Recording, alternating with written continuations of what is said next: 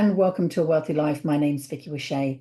In this episode, I think what I'm really going to be doing is pulling together everything that we've spoken about from episode 133, the hare and the tortoise idea of property is a slower investment vehicle, if you like, because you'll get your drips of cash flow, but your capital gain comes with time.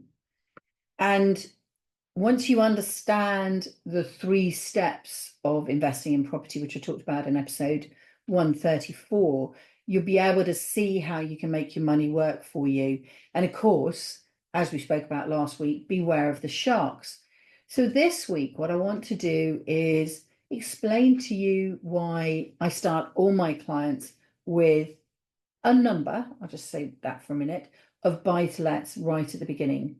And I'm going to take you through the 4 reasons that I think that they are a good starting point for anybody wanting to invest in property. It's a foundation of your property business that you can then go on and grow, but it's getting the foundations right that is so important. So what is wrong with vanilla buy-to-let? Nothing except the marketing, I would say. I think that when you look out there and people talk about property, there are 2 things they knock. One is a job. They call it just over broke. Actually, a job is a great way for you to get a mortgage because you can prove your income.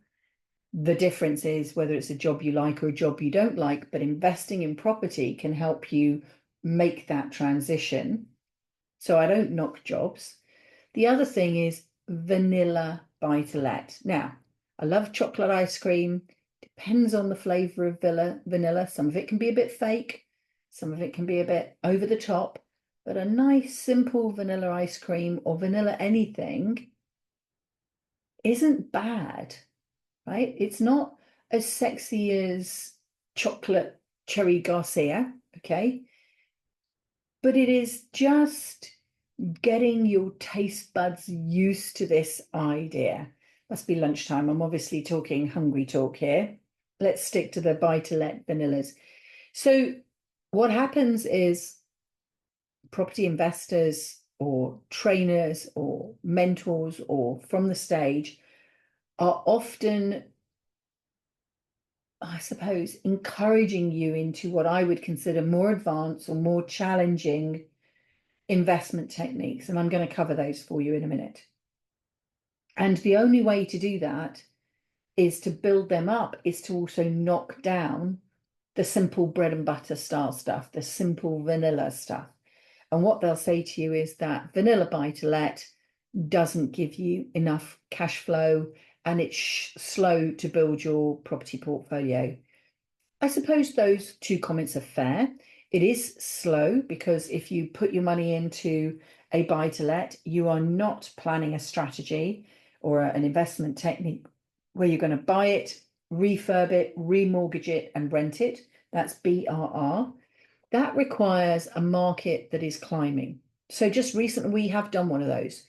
Bought with cash, fully refurbed the property, remortgaging it now or mortgaging it for the first time, and it is already rented. We bought at 101.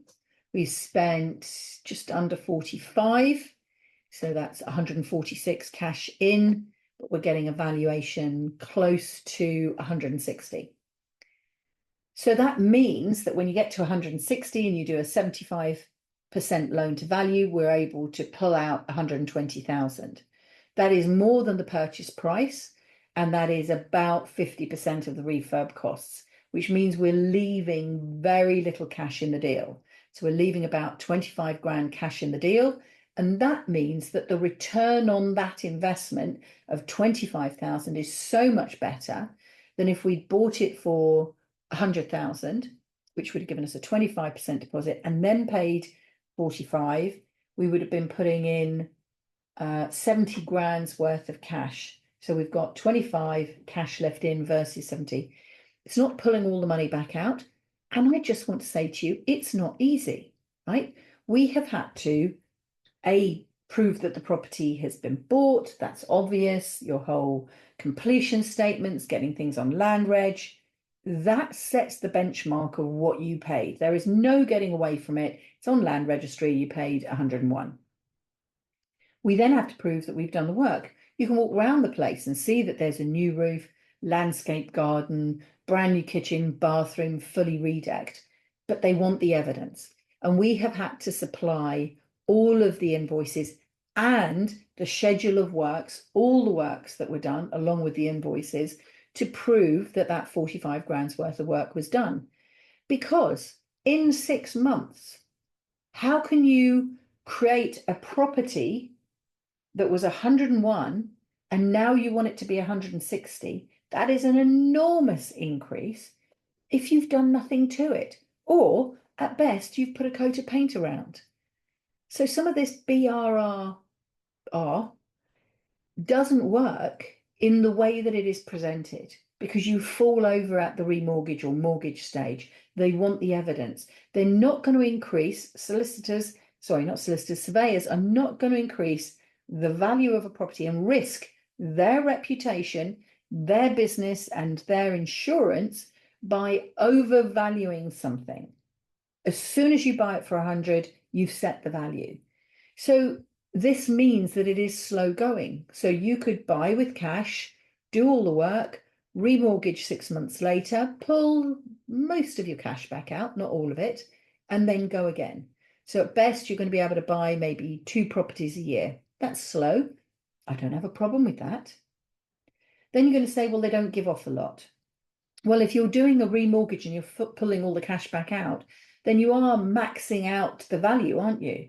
If you had bought the property or bought a different property, let's say for 125,000, not done the full refurb, the return that you would get would be much better, because you would have only bought something and spent, if we imagine it all in cash, 125, rather than buying something that was 146. So obviously, if the rents were equal, you're going to make more money on a cheaper property.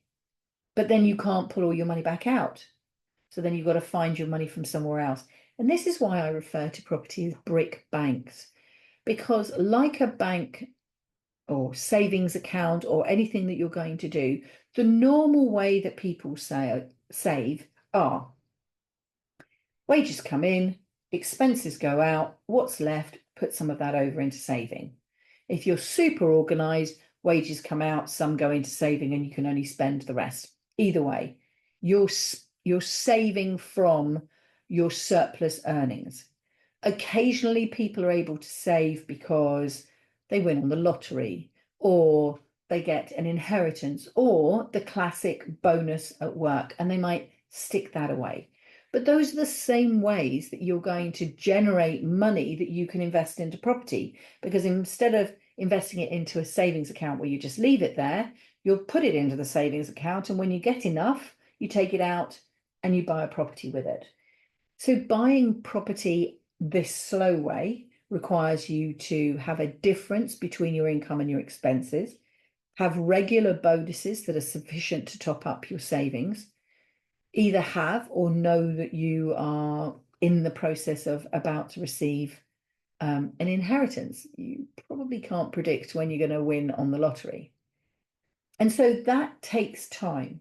So what you often see is that people will try and bypass that, and show you how you can bypass that by getting joint venture funding or investor funding or something else. Again, you have to be very careful, because with the mortgage lender, you have to declare the source of your funds. And this is to avoid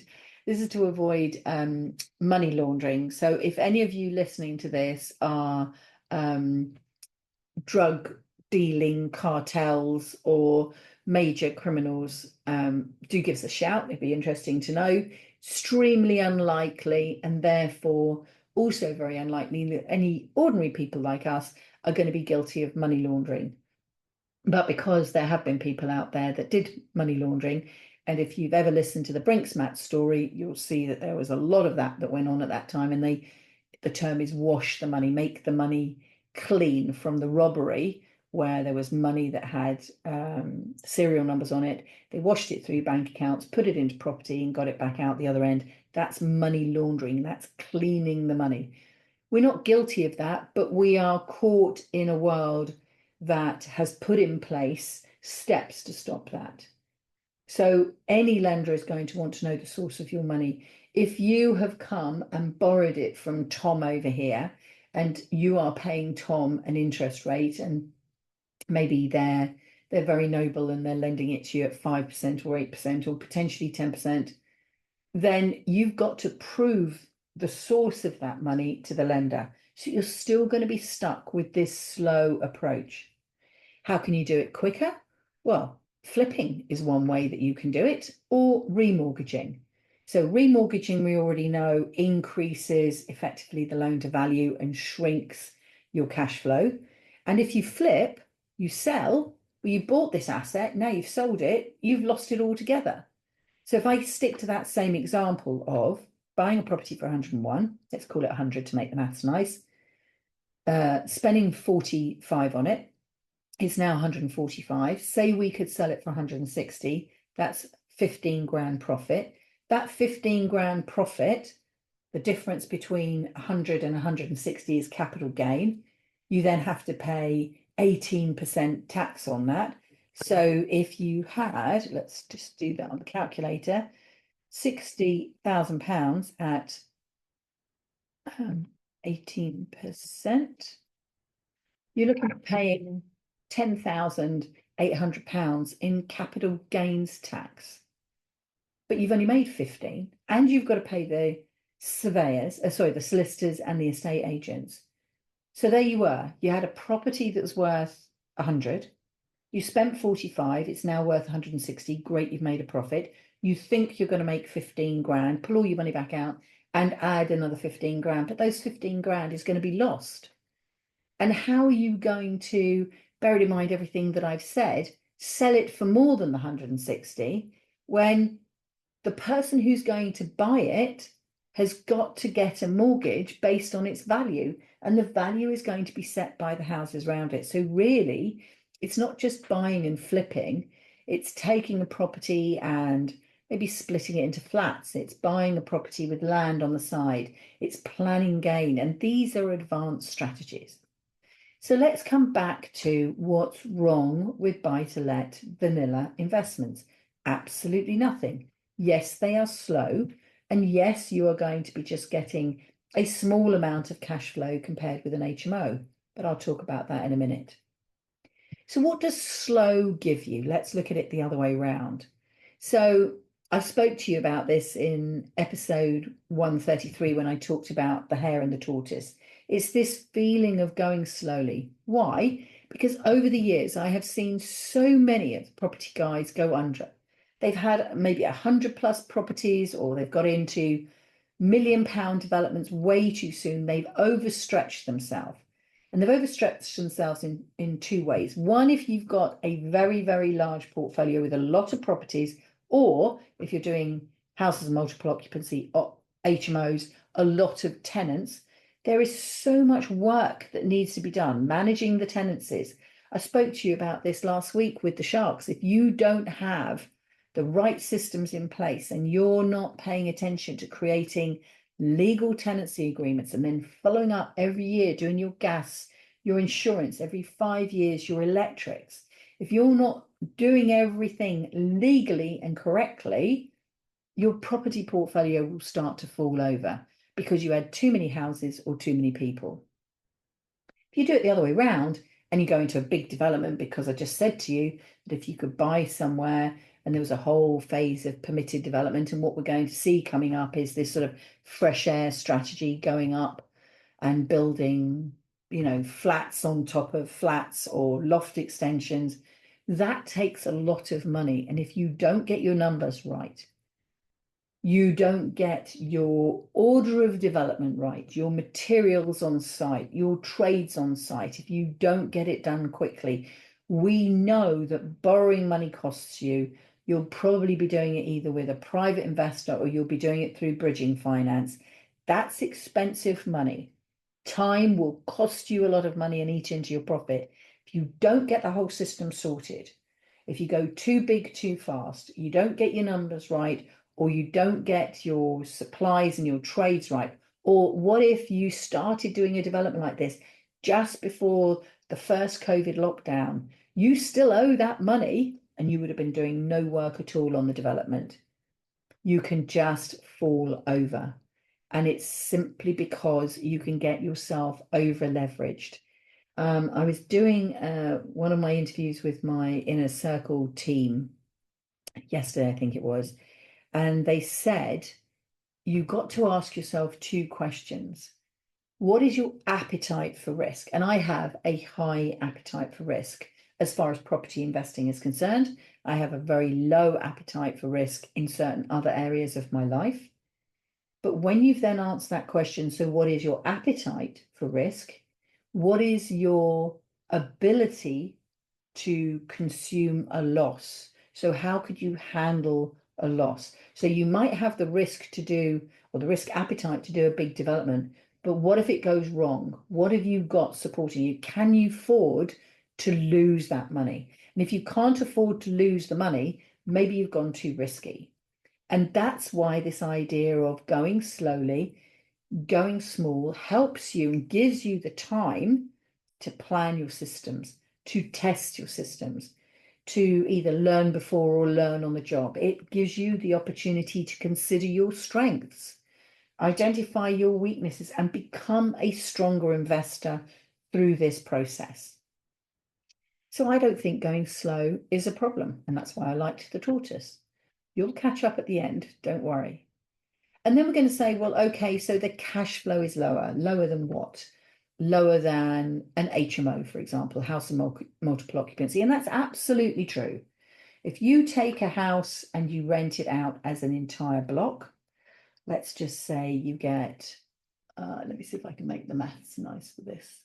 You'll get, say, 800 for the property. If you then rented it out as an HMO, what you might do is get 400 per room. 4 rooms would give you 1,600. You've now doubled your money. Okay, that's great. Well, why am I renting out houses? Why don't I make them all HMOs? Several things. One, HMOs require licenses in some areas.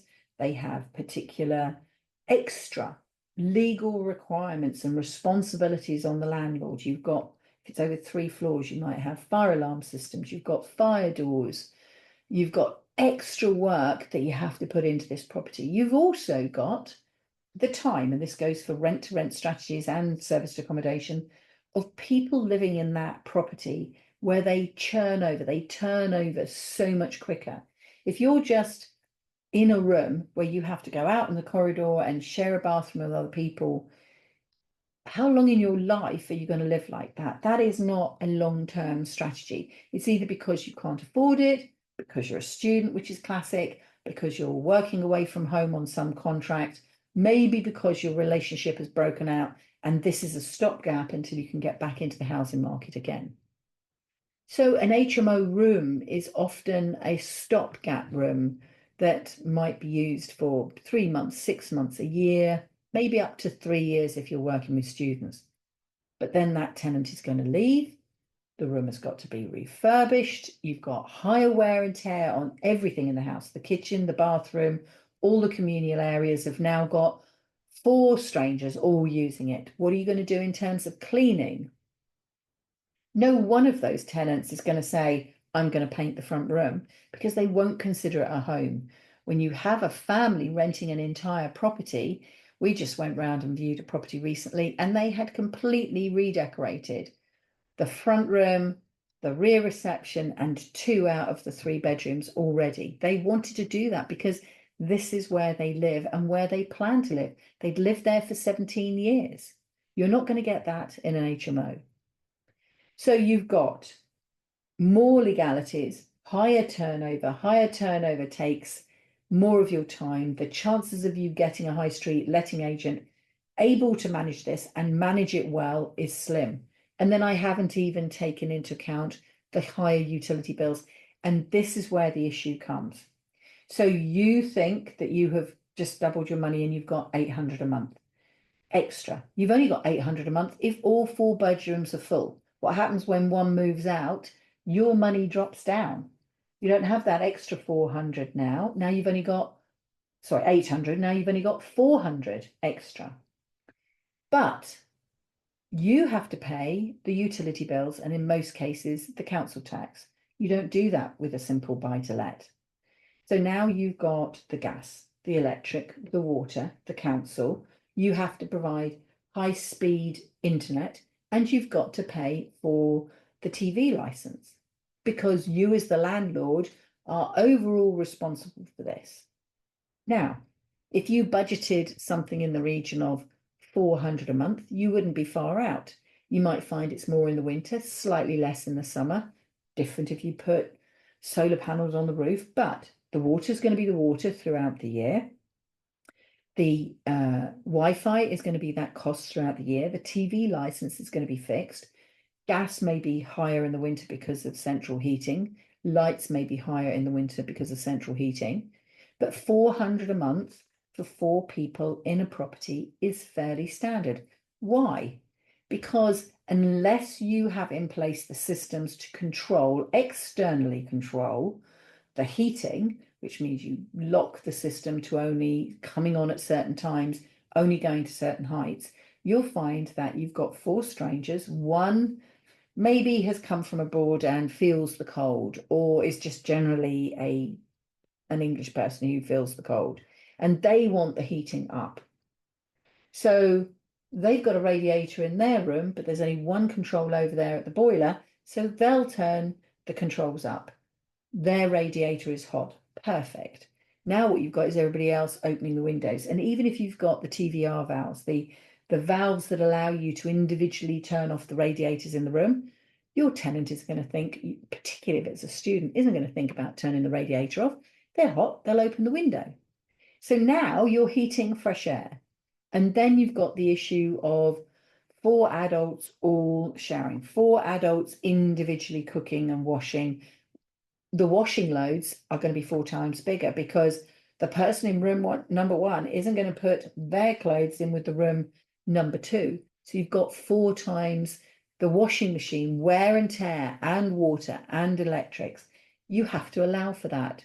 So as soon as one of your rooms becomes empty, you've got 3 rooms paying you 400 a month. That's 1,200. Out of that, you've got to put to one side 400 a month in terms of your utility bills. You're back to the same level of cash flow, but you've got increased time in terms of making the property full. You've got increased time in terms of repairs and refurbishment, and you won't have anybody decorating the front room for you. So it might appear attractive, but it doesn't always work out to be worth the extra money. You have to have exceptional systems and make sure that that gap is higher.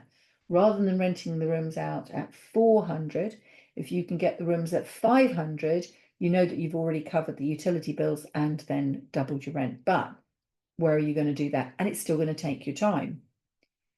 And then I'm just going to briefly mention rent to rent and service to accommodation, because here again, people are looking at different approaches to investing. And what I'm going to say here with the rent to rent is you don't even earn the asset.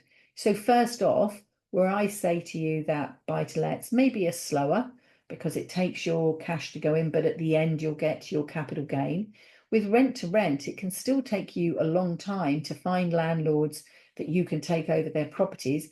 And you've got to factor in all of the refurb costs that you're going to have to do, and turnover and cleaning and everything else that's got to go on, but you don't even own the asset. And then if we go up another level in terms of time intensity to serviced accommodation, you've really got to understand who you're pitching to. We've recently been working someone who came to me because they've got a buy-to-let portfolio, and now what they wanted to do is serviced accommodation. They've heard about serviced accommodation. And when they came to me and they showed me what they've been doing, they've been using an interior designer to make the property look amazing. And I have to say the property looks amazing. But is it practical? Serviced accommodation is high turnover, even higher turnover than HMOs. Serviced accommodation, they could be coming in for 1 or 2 nights. Yes, you might like to, and you'll hear all about contractor letting. We've been in those sorts of properties. I've gone and hired a room in a contractor house just so that I could see what it was like from the inside. The turnover is high. That means the cleaning is high. That means the time to fill the rooms. You've got to have websites advertising these places on a regular basis. And anything that you have done. So here is my decorated room. The slightest mark on that wall has to be dealt with before the next tenant comes in, because otherwise they'll complain about it. Let's say you have someone rent the room and for whatever reason they leave sticky fingers down the side. You're not protected in the same way. So I was working with one of my property friends, and they told me a story about a client who had been doing serviced accommodation for an entire year and had made £3,000 profit off of their several serviced accommodation properties, and had been working at it full time. So on top of an HMO where you're paying all the bills, yes, with serviced accommodation doing that, on top of an HMO where it's taking your time, with serviced accommodation, it's even more time, even more intensive, weekly, if not daily cleaning versus just the changeover that you might have with HMOs. So now what you're doing is, instead of your vanilla buy-to-let, going slowly, giving you a chance to learn how to do it. Yes, they might not seem to give you a lot of money, but they don't take a lot of your time. Other strategies will take a lot of your time or a lot of your money, or not give you as much as you first thought. And so what I just want to say here is, I'm not saying no to any of these strategies. What I'm saying is, start with looking at what you want to achieve. Let's get you to the point where we can maximize the leverage on the cash that you have so it gives you a great return. And that return that's coming in will then put you in a position where you have choices about what you do next. You know that you've got this cash coming in for very little of your time, just going into your limited property business. Now what you can do is start to evaluate, okay, I've been doing this for maybe 3 years. In fact, you haven't been doing it. You've been making me do it. So it really hasn't cost any of your time at all. Let's have a review 3 years in, 5 years in, and say to you, what now? Does this work for you? And actually, do you know what? Slow and steady. You're busy in the rest of your life. You've got a young family. You've got a new job, whatever it is. You're happy in your life. Will it carry on doing this so that we just keep building it up into this limited company for you until your circumstances change? And if you remember back to when I was talking to you about the 3 stages, this is where we're sort of looking at the consolidation. What is best for you now? Do we keep going with the acquisition, or do we move on to business development? And if you decide at that point that you have enough cash coming in, like one of my clients, he did do HMOs. He already had some buy-to-lets and had that experience. We worked together at the right time for him to put his money into HMOs. His wife was part of the partnership. They had the time, they had the team, and they've created the HMO business out of it. Those extra couple of HMOs on top of his existing vanilla buy-to-let portfolio gave him the cash flow that he needed so that he could change jobs and buy into a different business. And he's bought into that business now. He's master of his own time. And in fact, what he is a multi-business entrepreneur. He's got his property portfolio and he's got 2 other businesses. He's probably working just as hard as he's ever done, but he's in control of his time. And what you will see if you looked at his journey is buy-to-lets, cut his teeth, go slow. They didn't give him a lot, but he learnt. Then take that learning over into HMOs, which is where we work together. Cut your teeth, get your experience, get one done, then get the second one done, refine your systems, maximize your rental returns because you're doing things well once and correct at the first time. And then you're in a position where you can reevaluate again and move forward. So I'm not saying no to anything. I'm saying that's the second race you do. Start off, flex your muscles, get to know what you're good at, get to know your strengths, get to know your risk appetite, build up some cash flow that would give you that bit of support If an HMO went wrong, you'd still have your buy-to-let foundation that would support you. Get your system sorted out. And then if you love to experiment and you can afford to, of course you do, because you've built that foundation. So I hope that I've done a bit of remarketing of buy-to-lets. There's nothing wrong with vanilla, and it is a great way to start investing to work out whether this is something you love. A lot of people that I work with think that they want to invest in property, and that's why they come to me and they take the property sourcing course that I've got. So they learn how to be a successful property investor in theory. And then having looked at it in theory, they go, and maybe they don't actually finish the course because they get part of the way through, they go, yeah, no, I definitely know that property's for me and I'd like you to do it for me. And then I start investing for them, and that's fine. And then they get through that. And because they've got all of these resources so that they're learning alongside me how to build a cash flowing property portfolio, they then say, do you know what? I think I do want to try one of these. And then I can either help them or I can direct them to resources that can take them on to that next level. But we've built the foundation first. We've worked out what their strengths are. We've identified where their weaknesses are. We've confirmed their attitude towards risk. And then we can move forward knowing that we've got the strong foundation. So I hope I've been able to put a bit of whoosh into your life and get you to see that buy-to-let is actually a very, very key part of your wider property portfolio. And like me, maybe pretty much that is all you do. I just love plopping my money into little buy-to-lets and getting that cash flow coming forward. It works for me. It doesn't take up a lot of time. It allows me to have the holidays. You know what it is that I'm looking for. My wealthy life is to travel. I don't want to be bound to the house because I'm doing serviced accommodation, which would be my nightmare, or even HMOs. I don't want to do that. We've had a go and we've moved away and we've come back to buy-to-lets because life is simpler that way. So you've got to find what fits for you. And that's what I've said all the way along. It's an individual journey. You will see what everybody else is doing. It's the same as if you go to a restaurant. There is a menu. You pick what's right for your taste buds and your budgets. It's obviously definitely lunchtime now, isn't it? But everybody else will be getting different plates served to their table. There will be somebody eating raw oysters, and you'll be going, yuck. You'll be a vegetarian and somebody will be eating meat, or the other way around. You'll be eating meat and they've got a vegetarian dish. It's an appetite, your financial budget, your attitude towards risk, and above all, what is the overarching strategy? What are you looking to achieve through property investment? What is it that you want it to give you? And that's what I help my clients with. So, as always, I hope I've put some wish into your life. Please subscribe, leave a review, and check out the Wealthy Life community. I'll see you again next week. Thank you for listening. So, in this week's episode, we've been talking about, I suppose, the branding of buy-to-let as being something that is slow, dull, and actually not a great cash flow. And there couldn't be something further than the truth. Actually, what buy-to-let is the property gym. It's where you exercise your muscles. You find what you're good at.